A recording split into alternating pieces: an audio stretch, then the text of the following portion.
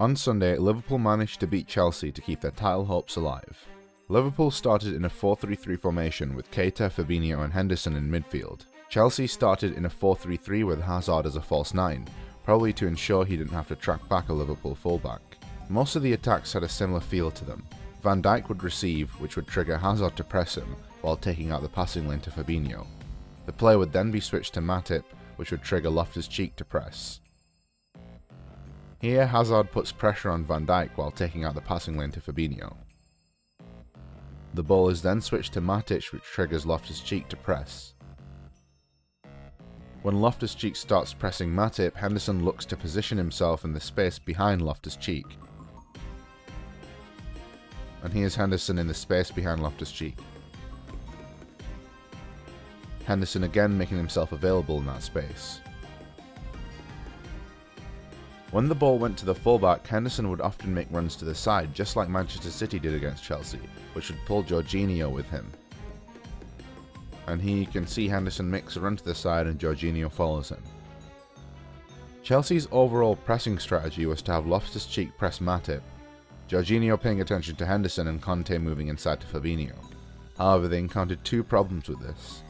The first problem was that when Fabinho dropped, the distance was too big to cover for Conte, and with Hazard not really contributing, this often caused Liverpool to have a 3 vs 2 in that area.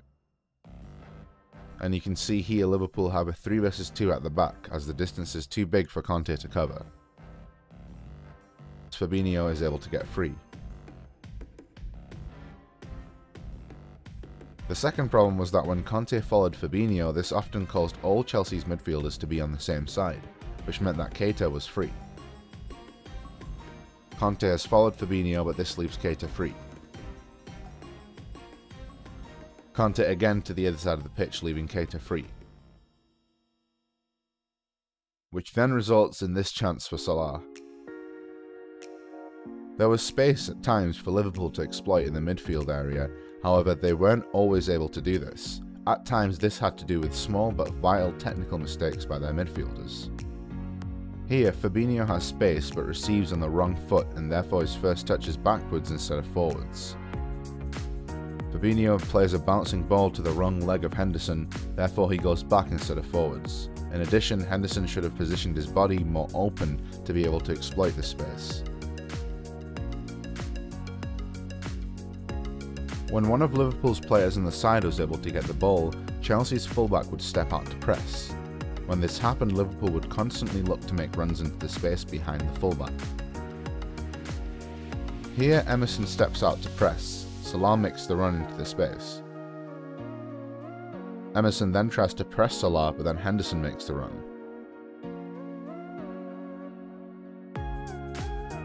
Near their own penalty box, Chelsea went to a very compact 4-5-1 shape, which forced Liverpool to the sides and to play crosses. And here's Chelsea in that shape, which forces Liverpool to the sides. Here's Chelsea again, very compact in front of their own penalty box, which again forces Liverpool to the sides.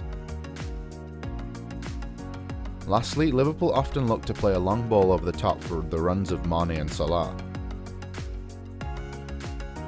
And you can see Mane and Salah here looking to make runs behind the defence.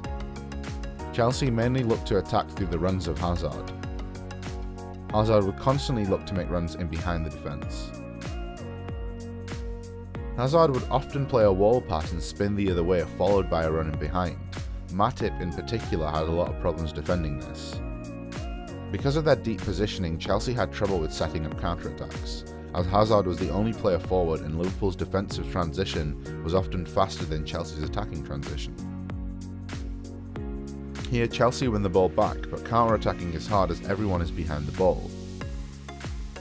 And at the start of the match, Liverpool often had quick transitions to kill the counter-attacks. Chelsea were able to counter when Liverpool's rest defence was off. This happened at times when Matip didn't react properly to Hazard's runs. When in possession, Chelsea looked to attract pressure from Liverpool. Once all the midfielders stepped forward, Chelsea looked to play a ball through or over the pressure, which created favourable situations for them. And here Chelsea draws in the pressure from Liverpool. Conte turns away from his opponent and outplays 7 Liverpool players.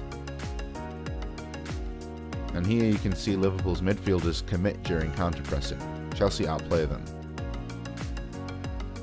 which creates a 4 versus 4 situation. Chelsea attracts the pressure and plays long, which creates a 5 versus 5 situation for Chelsea.